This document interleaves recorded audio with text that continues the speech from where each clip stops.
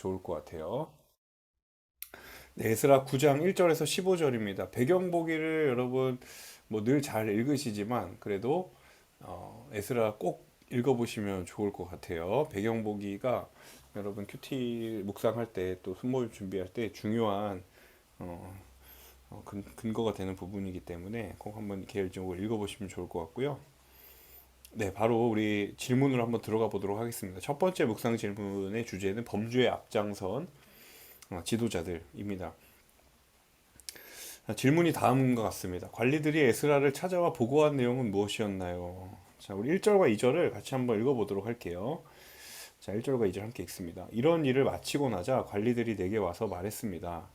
이스라엘의 백성들, 제사장과 레위 사람들이 이 땅 민족들과 스스로 구별하지 않고 그들의 가증스러운 관습들, 곧 가나안 사람들, 헷 사람들, 브리스 사람들, 여부스 사람들, 암몬 사람들, 모압 사람들, 이집트 사람들, 아모리 사람들의 관습을 따르고 있습니다. 이스라엘 백성들은 이 땅 사람들의 딸을 데려와 아내와 며느리로 삼고 거룩한 씨를 이방 민족과 섞고 있습니다. 사실 지도자들과 관리들이 앞장서서 이런 죄악을 저지르고 있습니다. 자, 관리들이 에스라에게 보고한 내용이 무엇인가? 여러분 네, 본문을 그냥 2절을 쭉 읽으시면 답을 잘 찾으실 수가 있을 것 같아요. 백성들이 죄악을 저지르고 있다. 그리고 구체적으로는 이방 민족과 결혼을 하는 혼인이라는 죄악을 저지르고 있다라는 보고가 에스라에게 들어왔습니다. 근데 조금 더 자세히 읽어보면 이제 그 중에서도 2절 말미에 보시면 지도자들과 관리들이 앞장서서, 그러니까 리더십이죠. 영적인 리더십들이 앞장서서 그 죄악을 저지르고 있다 라는 이야기. 네, 그리고 1절에 보면 이스라엘의 백성들, 그 다음에 1절 중반 보시면 제사장과 레위 사람들이 이 땅 민족들과 스스로를 구별하지 않고, 사실 제사장과 레위 사람들이라는 표현이 사실 굉장히 의미심장합니다. 여러분 잘 알고 계시는 것처럼 제사장과 레위 사람들은 그 자체로 스스로를 거룩하게 구별한 사람들이거든요. 이스라엘 백성 자체가 하나님 앞에 구별된 백성이긴 하지만 그 중에서도 제사장 그리고 레위 사람들은 더욱더 그들을 하나님 앞에 구별한 사람들이거든요. 근데 그 사람들이 스스로를 구별하지 않았다. 그리고 2절에 영적인 지도자들과 관리들이 선두에 서서 이런 죄악을 저지르고 있다. 라는 부분이 여러분이 좀 생각을 해보셔야 될 부분이라고 생각합니다. 자, 무슨 범죄인가? 자, 이방 민족과 혼인을 하고 있다라는 부분인데, 사실 여러분 그 오늘날의 맥락으로 이 지금 상황을 연결해서 해석하려고 하시면 조금 무리가 되는 부분이 있어요.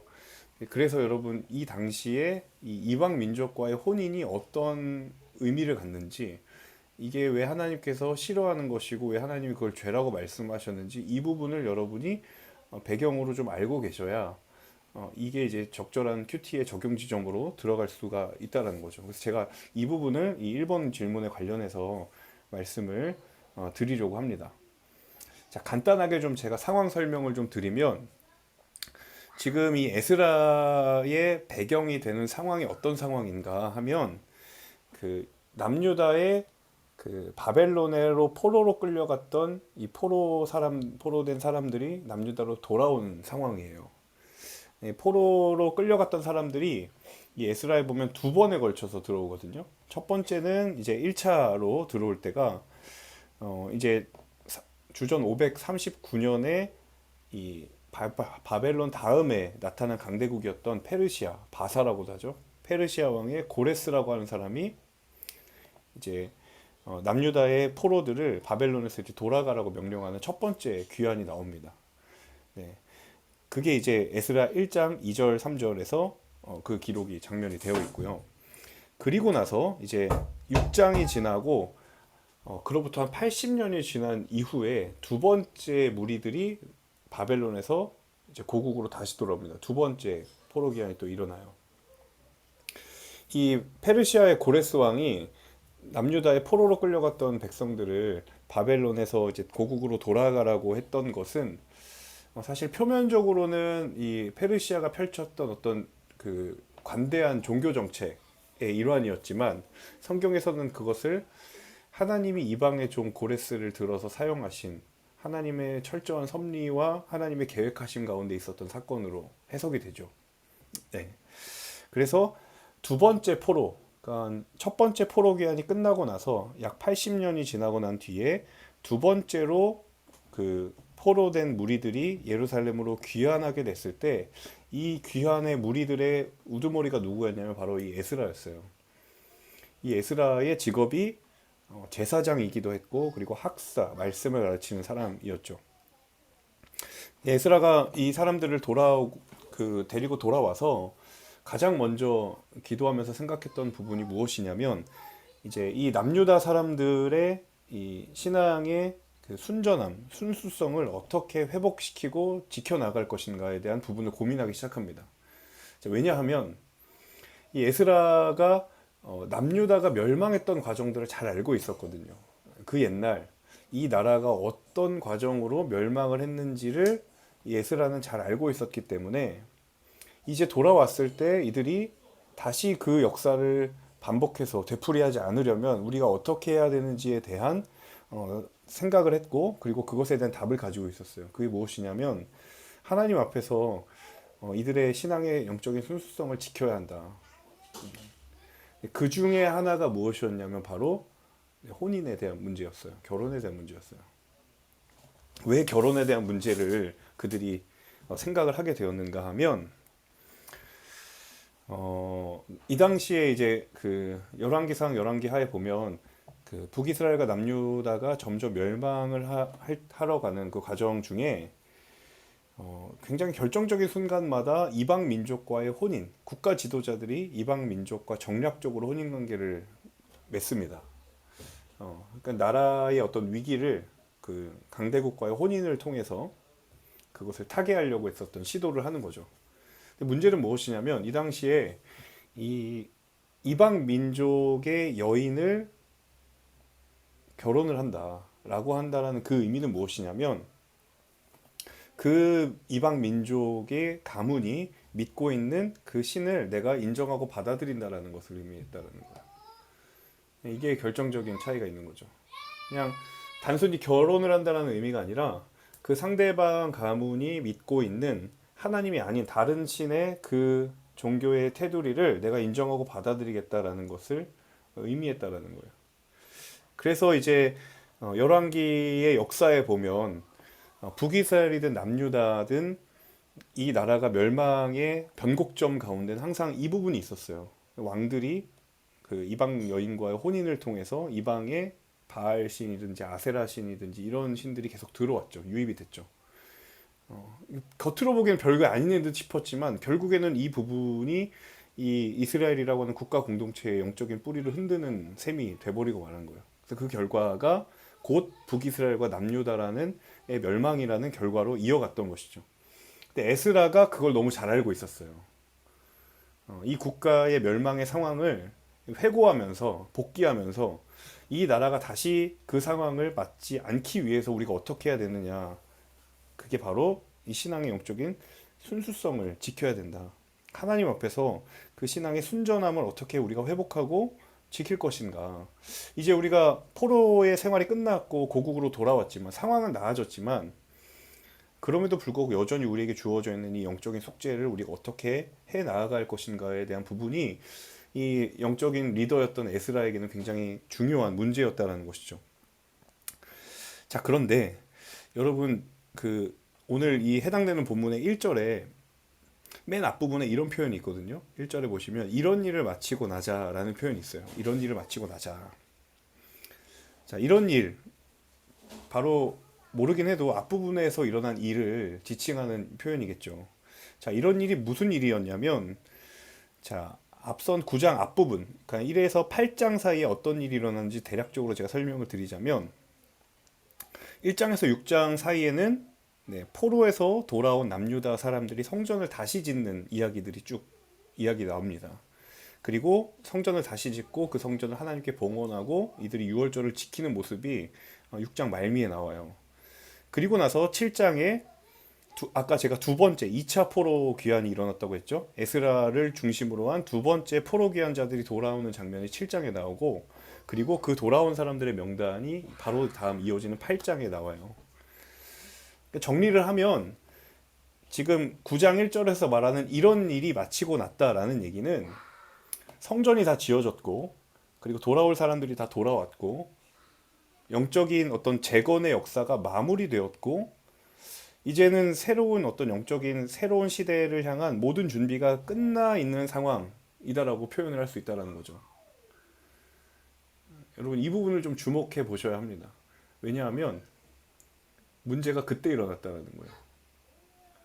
자, 모든 것이 다 완벽하게 마무리가 되었고 사람 눈에 보이기에 이제는 성전도 무너졌던 성전도 다시 지웠고, 그리고 사람들도 다 돌아왔고, 하나님이 이 공동체의 회복을 위하여서 준비하신 모든 일들이 다 준비되었고 완성되었다라고 하는 그 시점에 지금 무슨 일이 일어났냐면 국가 지도자를 중심으로 한 영적인 범죄가 일어났다라는 거예요. 저는 이 부분에 1번 질문의 포인트를 여러분이 좀 잡으실 필요가 있겠다는 생각이 듭니다.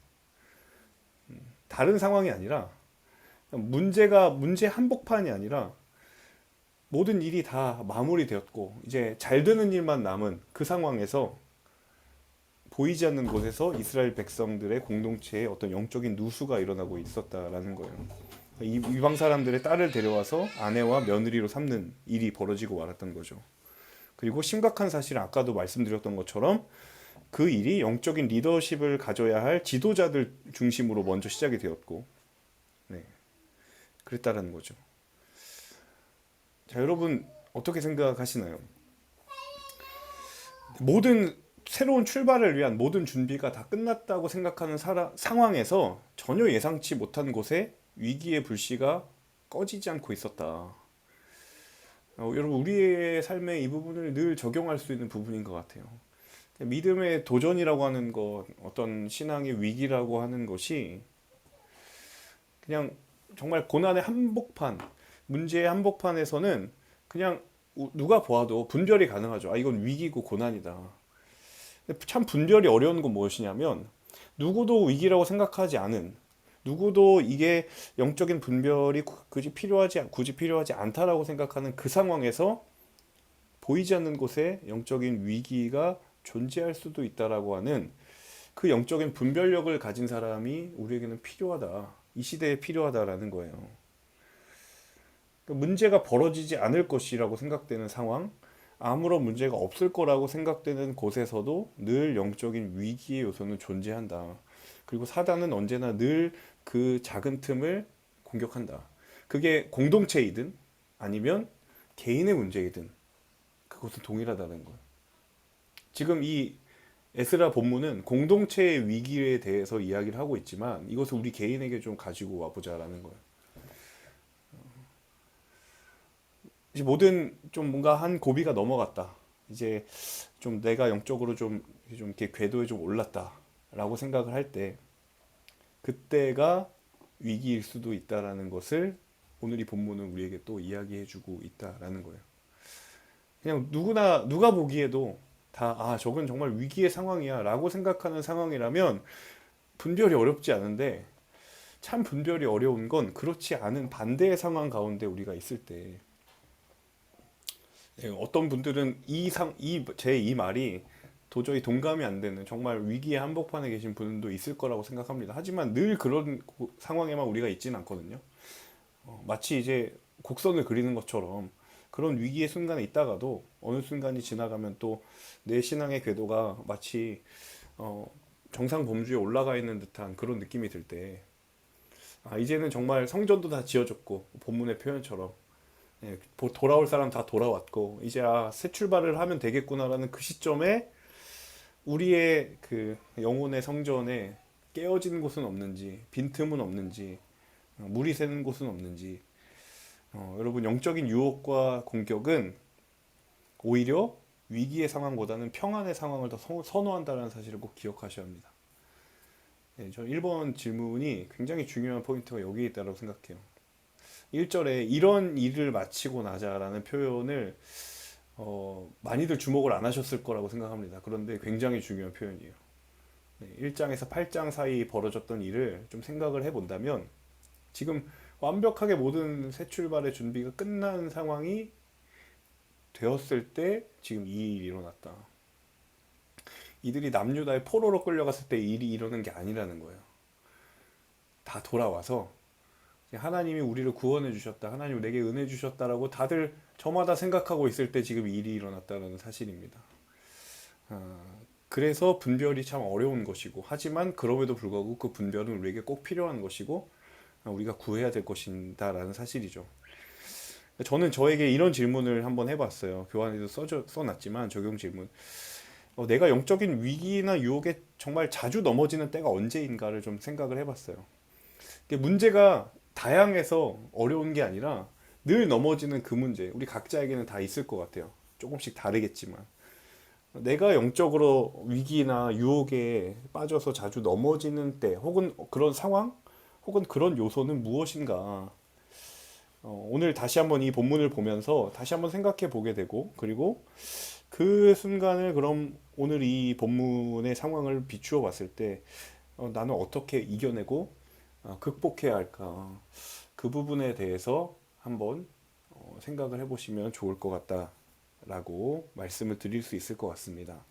자, 그래서 우리 순장님들이 좀 그 약간 내용이 좀 많을 수 있겠지만 간단하게 에스라 1장에서 8장 사이에 무슨 일이 일어났는지를 좀 알고 계시면 이 9장에 이 해당되는 본문을 조금 더 적절하게 설명을 해 주실 수 있을 거다라는 생각이 들어요.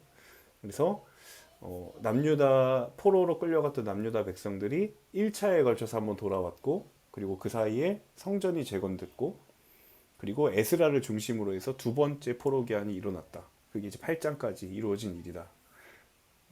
딱 눈에 누가 봐도 이제 다시 남유다의 재건의 상황만 남은 상황에 지금 9장 1절에는 오히려 전혀 이 흐름을 깨는 듯한 이 범죄의 사건이 일어났다는 것을 여러분 주안점을 두시고 이 나눔의 또 포인트를 좀 잡아보시면 좋겠다라는 생각이 듭니다. 자, 두 번째 묵상하기 질문으로 한번 넘어가 볼게요. 에스라의 회개 기도. 자, 이 소식을 들었던 이제 에스라의 반응에 대한 부분이 두 번째 질문인데, 자, 질문을 한번 읽어보겠습니다. 백성의 죄악을 들은 에스라는 어떤 태도로 기도를 드렸나요? 자, 3절에서 6절인데요. 우리 3절에서 6절 같이 보겠습니다. 제가 읽을게요. 나는 이 말을 듣고 나서 내 속옷과 겉옷을 찢고 머리털과 수염을 잡아 뜯고는 기가 막혀 앉아 있었습니다. 포로로 잡혀갔다 돌아온 사람들의 이런 죄 때문에 이스라엘의 하나님의 말씀을 두려워하는 모든 사람이 내게 모였습니다. 나는 저녁 제사 때까지 망연자실하게 앉아 있었습니다. 저녁 제사 때가 되자 나는 무거운 마음을 털고 일어나 내 속옷과 겉옷을 찢은 채로 무릎을 꿇고 내 하나님 여호와께 손을 들고 기도했습니다. 하나님이여, 제가 주께 하나님께 얼굴을 들기가 너무 부끄럽고 민망스럽습니다. 우리의 죄가 우리 머리보다 높고 우리의 죄악이 하늘까지 닿기 때문입니다. 자, 이제 그 소식을 듣고 에스라가 굉장히 허탈해하면서 옷을 찢고 너무 부끄럽고 민망한 회개의 마음으로 기도를 드렸다라는 장면이 이제 3절에서 6절에 나오죠. 여러분이 에스라여도 입장이어도 아마 비슷한 상황, 비슷한 반응을 보였지 않았을까라는 생각이 들어요. 굉장히 오버랩되는 장면이 뭐냐면 그 출애굽하고 광야에서 이스라엘 백성들이 은혜를 겪고도 돌아서서 하나님을 잊어버리는 그 패턴이 지금 똑같이 반복이 되고 있는 거예요. 그 사절에 보니까 이런 표현이 있거든요. 포로로 잡혀갔다 돌아온 사람들의 이런 죄 때문에 이런 표현이 있거든요. 포로로 잡혀갔던 사람들도 지금 이 범죄의 그 행렬에 같이 동참하고 있었다라는 거예요. 네. 그 범죄의 소식을 들은 에스라가 하나님 앞에 엎드렸을 때 그나마 희망적인 부분은 4절 중간에 보면 이스라엘의 하나님의 말씀을 두려워하는 모든 사람이 내게 모였다. 그 중에서도 하나님의 말씀을 두려워하고 이게 정말 해서는 안 된, 뭔가 잘못된 것이다. 영적으로 이것은 뭔가 잘못된 것이다 라고 생각하고 판단하는 사람들이 있었다라는 거예요. 네. 다수가 범죄라는 상황에서도 이 4절에 보면 이스라엘의 하나님의 말씀을 두려워하는 사람들이 있었다. 네. 대부분의 사람들이 영적인 유혹에 넘어지고 있었지만 그래도 그 중에 소수의 누군가는 하나님의 말씀을 기억했고 그리고 하나님의 말씀을 두려워할 줄 알았던 사실이에요. 저는 우리 리더십들이 하나님의 이 남은 영적인 소수가 되기를 주님의 이름으로 축복합니다. 네, 우리 한 사람 한 사람이 다수가 옳은 길이라고 생각하는 그 길을 갈 때에도 하나님의 말씀을 붙들고 그 길이 아니라면 기꺼이 하나님의 길을 택하고 따를 수 있는 그 믿음의 용기, 그 믿음의 결단이 정말 이 시대에 남은 사람들이 필요하다는 것을 다시 한번 생각을 해보게 됩니다. 그리고 이제 이어서 하나님 앞에 이제 에스라가 엎드려서 기도하는 장면을 보면 굉장히 절박하다라는 것을 여러분 아실 수 있을 것 같아요. 그냥 봐도 아실 수 있을 것 같아요. 특별히 이제 옷을 찢는 행위는 그 당시에 이제 공동체나 한 개인이 하나님 앞에 돌이킬 수 없는 죄를 저질렀을 때 혹은 어떤 국가적인 슬픔을 당했을 때 하는 대표적인 행위였거든요. 네. 그리고 에스라가 이렇게 기도하거든요. 우리 죄가 우리 머리보다 높고 우리 죄악이 하늘까지 닿았다. 이게 우리 모두의 죄다라는 것을 공동체적인 고백을 하는 거예요. 자, 여러분 공동체 내에서 에스라가 이렇게 기도하고 있을 때 사람들이 뭐라고 생각했을까 한번 상상해 보셨어요? 아마 대부분의 성경에 이 기록이 남아있진 않지만 대부분의 사람들은 에스라가 하나님 앞에 기도하는 모습을 보고 도대체 넌 왜 그러냐라는 반문을 했을지도 모르겠어요. 왜냐하면 여러분 상황을 봤을 때 에스라는 이렇게 절박하게 기도를 하고 있지만 여러분 대부분의 사람들의 생각에 상황은 어떻냐면 이미 모든 상황들이 하나님이 우리에게 은혜 주신 상황인 것처럼 보였거든요.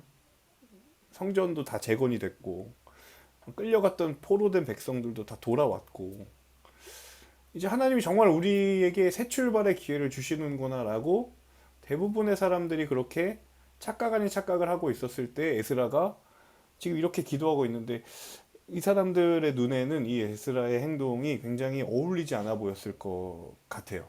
제가 아무리 묵상을 해도 아마 무지한 다수의 백성들에게 이 에스라의 모습은 굉장히 언밸런스한 공감되지 않는 모습이다라는 것을 충분히 좀 자연스럽게 상상을 해볼 수 있을 것 같아요. 그런데 여러분 영적인 분별력은 어디에 있냐면 다수의 힘, 다수의 의견에 있지 않다.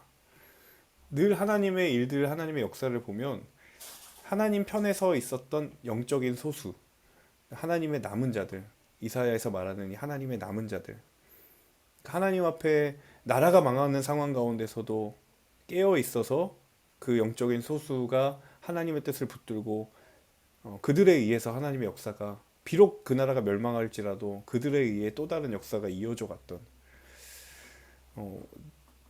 이 당시의 상황에서도 대부분의 사람들이 이제 나라가 우리가 다시 세워져는 일만 남을 것이다. 이제 앞으로 꿈꿀 일만 남을 것이다. 그 상황에서도 누군가는 영적으로 분별하려고 했었고 누군가는 영적으로 깨어있기를 끊임없이 구했던 사람들이 있었다. 하지만 그 사람들은 많지 않았다. 그지만 그 수는 적지만 분명히 그런 사람들이 있었다. 하나님이 오늘 이 말씀을 통해 오늘도 그런 한 사람을 시대의 남은 자들을 찾고 있다. 저는 그렇게 믿습니다.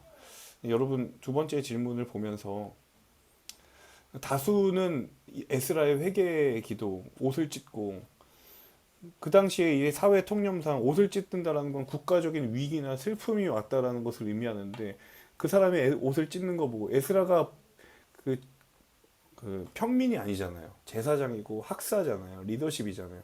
그 사람이 지금 옷을 찢고 있다라는 건 그 행위 자체로 그 공동체에 어떤가의 무언가의 메시지를 주는데 그 사람들이 대부분의 사람들이 동의가 안 되는 거예요. 뭐 슬픈 일이 뭐가 있냐. 하나님 우리에게 다 은혜 주셔서 다 돌아왔고 성전도 다 지었는데 도대체 왜 쟤는 왜 저러냐.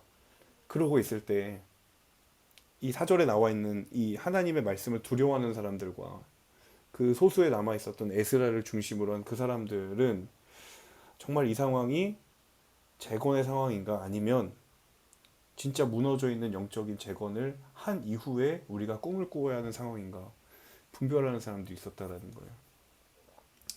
여러분 특별히 저는 이 타이밍에 너무 적절한 하나님의 메시지라는 것이 제가 오늘 LTC 준비하면서 그런 생각이 들었어요. 여러분 지금의 시기가 딱 그런 시기인 것 같아요. 저는 우리 공동체가 또 우리 교회가 이제 포스트 코로나의 시대로 넘어가면서 이제 코로나가 이제 많이 완화가 되잖아요. 이제 얼굴 볼 날이 곧 남았잖아요. 코로나 상황 바라보면서 누군가는 그렇게 생각했잖아요. 하나님이 우리에게 이 상황을 통해서 깨어 있으라고 말하는 것이다. 그 상황에서는 많은 사람들이 그렇게 생각을 했는데 이제 이 상황이 지나가고 우리가 그토록 익숙했었던 그 평범했던 시간들로 돌아갈 때 그럼에도 불구하고 그 상황 가운데서도 누군가는 깨어 있어야 하는데 과연 코로나가 시작될 때에 우리의 어떤 영적인 민감함이 우리 모두에게 있을까? 저는 굉장히 놀랍게도 이 시점에 하나님이 우리에게 주시는 굉장히 대단히 중요한 메시지라고 생각해요. 이제 정말 머지않아서 순모임이 오프라인으로 진행될 때가 곧 올 거고 이제 모든 우리의 사역들이 이전의 상황으로 돌아갈 텐데 여러분 그걸 바라보면서 누가 분별해야 되겠다 깨어있다라는 생각을 얼마나 하겠어요. 하나님 우리에게 은혜 주셔서 우린 돌아간다라고 대부분 생각하지 그 상황에서 우리가 누가 이 에스라처럼 이런 생각을 할까요? 하지만 저는 이 말씀이 이 시점에 왜 하필 우리에게 이 말씀을 읽히시는가라고 생각할 때마다 모든 것이 회복의 여정으로 갈 때에도 분별은 필요하고 하나님의 말씀을 붙들고 그 마음을 알려고 하는 사람들은 필요하다. 하나님 그런 사람을 찾으신다. 저는 우리 하늘 공동체의 리더십들이 그런 마음을 품는다면 정말 이 회복의 과정이 정말 하나님이 원하시는 회복이 될 것이고 하나님이 원하시는 영적인 부흥의 시간으로 우리를 인도해 주실 줄로 믿습니다. 여러분 상황이 좋아진다라는 것 자체를 보고 모든 하나님의 뜻을 해석하지 않을 수 있었으면 좋겠어요. 여기에 하나님의 뜻을 분별하고 하나님의 마음을 끝까지 품으려고 하는 사람들이 있어야 그 하나님의 뜻이 온전히 열매를 맺고 꽃이 필 수 있다는 사실을 기억할 수 있기를 바랍니다. 그래서 어떻게 보면 굉장히 더 기본적인 우리 각자의 하나님을 향한 말씀의 자리가 필요하고 또 기도의 자리가 필요하고 너무도 당연했던 예배의 자리가 우리에게 더 절실히 필요한 때라는 것을 저는 아무리 말씀을 묵상하면 묵상할수록 그런 마음이 더 강하게 드는 것 같아요. 네.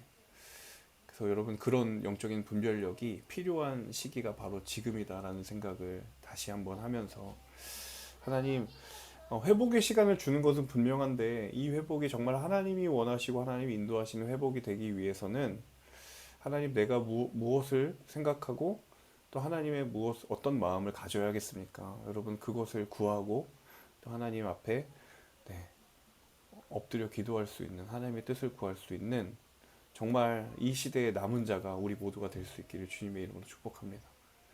네, 그럴 때에 이 공동체가 정말 남유다의 백성들이 영적인 재건을 이루었던 것처럼 우리도 이 하늘 공동체도 그리고 우리 한 사람 한 사람의 개인의 삶도 하나님이 기뻐하시는 영적인 재건의 역사가 그 은혜가 우리 모두에게 임하게 될 줄로 믿습니다. 네, 우리 함께 찬양하고 오늘 이 말씀을 가지고 우리 각자 자신을 위해서 그리고 또 우리 공동체를 위해서 함께 기도했으면 좋겠습니다. 우리 함께 찬양하도록 하겠습니다.